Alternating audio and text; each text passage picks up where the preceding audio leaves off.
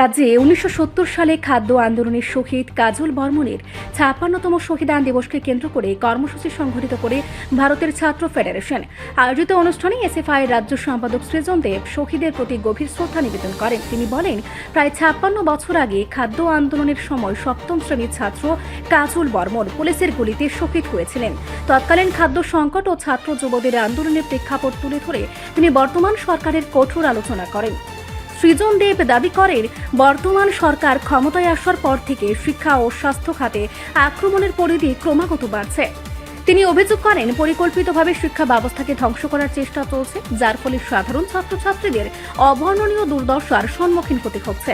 এছাড়া গতকাল যাদবপুর বিশ্ববিদ্যালয়ে যে পরিস্থিতির সৃষ্টি হয়েছে তার তীব্র নিন্দা জানিয়ে তিনি জানান, এই ঘটনার প্রতিবাদে এসএফআই ও টিএসইউ আজ সন্ধ্যায় প্রতিবাদের মিছিলে শামিল হবে। পরিশেষে সৃজন দেব রাজ্যের সমস্ত ছাত্র এবং শিক্ষানুরাগী মানুষকে ঘরে বসে না থেকে রাজপথে নেমে বিজেপি আরএসএস পরিচালিত এই জনবিরোধী নীতির বিরুদ্ধে লড়াইয়ে শামিল হওয়ার আহ্বান জানান। তিনি জোর দিয়ে বলেন, শুধুমাত্র সোশ্যাল মিডিয়ায় সীমাবদ্ধ না থেকে রাজপথে ব্যাপক আন্দোলন গড়ে তোলা এখন সময়ের দাবি।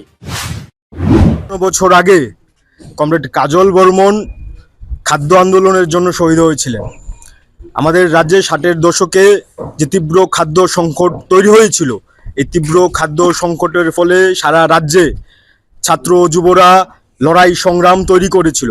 সেই মোতাবেক মেলাঘরে সোনামুড়া মহকুমার কমরেড কাজল বর্মন সপ্তম শ্রেণীর ছাত্র ওই দিন আজকের দিনেই ২০ আগস্ট খাদ্য আন্দোলনের যে সংগ্রাম, সেই সংগ্রামে সামিল হয়েছিলেন এবং কাজল বর্মন ওই দিন মহকুমা শাসক তৎকালীন ডিএম অফিস ওখানে মিছিল করে যাবার পর কংগ্রেস টিজিউসের সরকারের পুলিশ নির্বিচারে গুলি চালানোর ফলে কমরেড কাজল বর্মন সেদিন শহীদ হয়েছিলেন এবং অসংখ্য ছাত্ররা সেদিন আহত হয়েছিলেন। এই সময়ের মধ্যে আমাদের রাজ্যে যেভাবে খাদ্যের সংকট, শিক্ষার সংকট, সেই একইভাবে গত জোট সরকারের আমলে ইচ্ছাকৃতভাবে বা কৃত্রিমভাবে এই খাদ্যের সংকট তৈরি করা হয়েছিল এবং এই খাদ্যের সংকটের ফলে ছাত্ররা যুবরা সারা রাজ্যের মধ্যে যে লড়াই সংগ্রাম তৈরি করেছিল, সেই লড়াই সংগ্রামের পর আমরা দেখেছিলাম বা আমরা পরবর্তী সময়ে জানতে পেরেছিলাম এই লড়াই সংগ্রাম পরবর্তী সময়ে গণ আন্দোলনের রূপ নিয়েছিল। এখন বর্তমান সময়েও আমাদের রাজ্যে এই বিজেপি আরএসএস এর নেতৃত্বে যে সরকার চলছে, বিশেষ করে ২০১৪ সালে আমাদের দেশে, ২০১৮ সালে আমাদের রাজ্যে এই সরকার প্রতিষ্ঠিত হবার পর থেকে সবথেকে বেশি যে আক্রান্ত হচ্ছে, সেই আক্রান্ত হবার পরিসর দিন দিন বৃদ্ধি পাচ্ছে। শিক্ষা থেকে স্বাস্থ্য সব দিকে আক্রমণ চলছে। আমরা এসএফআই দেখছি শিক্ষার উপর বর্তমান সময়ে রাজ্যের সরকার, দেশের সরকার যে আক্রমণ করছে, এই আক্রমণের ফলে আমাদের দেশের, আমাদের রাজ্যের সরকারি শিক্ষা আজকে বুলুণ্ঠিত। ছাত্ররা শিক্ষার জন্য প্রত্যেক দিন মাঠে নামতে হচ্ছে, স্কুল বয়কট করে ছাত্রদের মাঠে নেমে, রাস্তায় নেমে অবরোধ করতে হচ্ছে। এই অবস্থায় আমরা মনে করি গত জোট আমলে, কংগ্রেস জোট সরকারের আমলে যেভাবে ছাত্ররা লড়াই করেছিল, সে একইভাবে একই পর্যায়ে আরো ব্যাপকভাবে ছাত্রদের এই সময়ে লড়াই করতে হচ্ছে।